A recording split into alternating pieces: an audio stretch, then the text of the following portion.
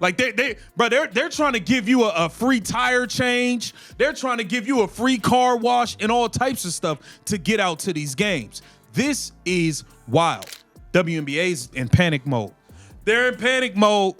The WNBA higher-ups are panicking. They don't know what's going to happen. No Caitlin Clark here to carry everybody. They don't know how these numbers are going to look. You ever see a WNBA Finals look like a ghost town? Aya Wilson did, and she couldn't believe it. Half the seats were empty, and tickets were going for the price of a latte. This was supposed to be the biggest stage in women's basketball, but players were staring at rows of empty chairs instead of cheering fans. Look at how empty. Yeah, I could spot a nickel on the floor right there, row 2, section D1. The cheapest ticket, $6. Look at how empty this arena is. Look at how empty it is. What went so wrong after all the hype this season? Before we move on, I'd like to ask you a small favor. If you appreciate this content, please take a second to like this video and subscribe to the channel. Over 98% of you watch the videos without subscribing. Costs you nothing, but it makes a huge difference to us. So, did you click the subscribe button? Great, thank you so much. Now back to the video. But I don't think you care about the events itself.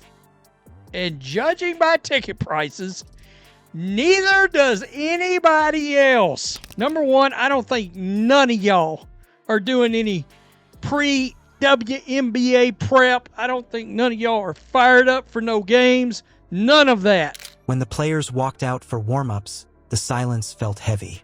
You could see it right away. Entire sections of empty chairs where fans should have been. The lights were bright. The court looked perfect, banners hanging above like trophies of pride. But around them, rows of seats stayed cold and untouched. It wasn't what anyone expected for the season's biggest night. Yo, they got enough there. With that amount of people, you could fit all them people into one backyard. It costs more for a six-piece nugget and a fry. $6. $6 could get you into the A'ja Wilson game right now. This was supposed to be the payoff after months of hype. The league had leaned into big storylines, rivalries, and promos, calling it a new era for women's basketball. The build-up worked through the summer, especially when Caitlin Clark's playoff run brought new fans and boosted every game's energy. But by finals week, that energy vanished. The contrast from those packed arenas to the finals crowd was like two different leagues.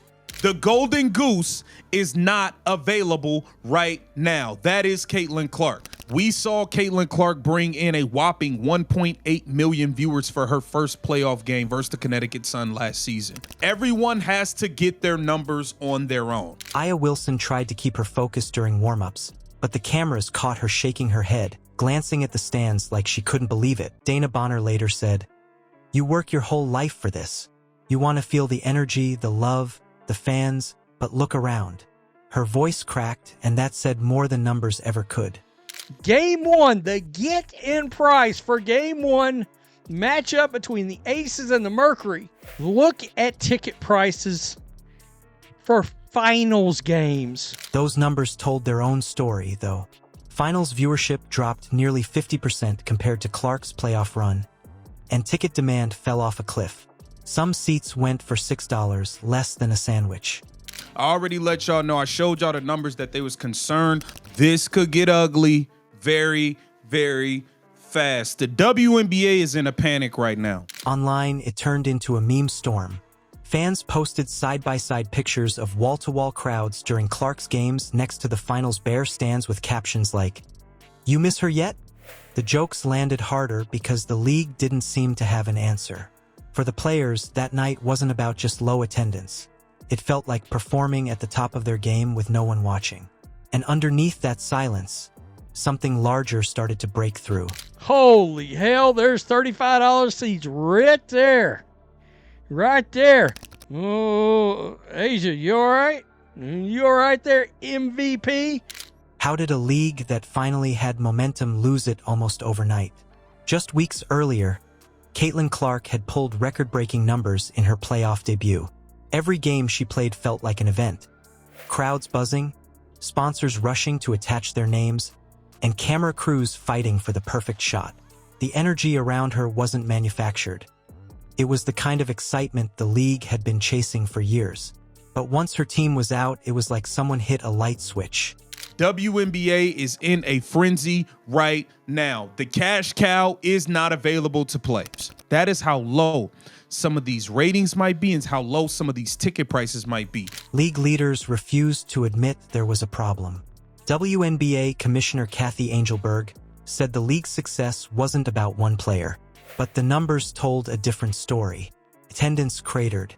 Ratings fell. The silence in those arenas wasn't bad luck. It was a signal. Sponsors who had pumped money into advertisements during Clark's run started reaching out with questions. Broadcast partners quietly wondered if they'd been oversold on the league's momentum. At the same time, a rift started forming between longtime stars and the new fans that Clark had brought in. Veterans like Aya Wilson and Dewana Bonner wanted the spotlight on their own achievements. But the younger audience, fresh to the WNBA, was following a different rhythm. They came for the spark Clark created and didn't stick around once it disappeared. When the finals flopped, Angelberg tried to blame scheduling and football season. The WNBA is in panic mode. Kathy, I don't know what you're going to do, but this is your fault. They trying to give you 20% off now. They're like, look, we need to get people in the door. We need to get people in the door. Round 1, Game 2, tickets on sale now. That excuse only poured fuel on social media fires.